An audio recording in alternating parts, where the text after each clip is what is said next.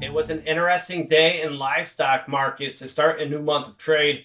June live cattle futures firmed right away, posting a new high of 256.66, but settled a dollar lower to 253 even. Feeder cattle saw a similar style of trade, with the August contract trading up to 379.45 before settling $1.35 lower to 372.17. Over on the snout side, it was weaker across the board through today's trade, with the most actively traded June contract sliding a dollar, settling at 101.27. This morning's wholesale box beef report, that was a touch weaker, with choice cuts down 24 cents to 389.28 and select cuts $1.65 lower to 386.52.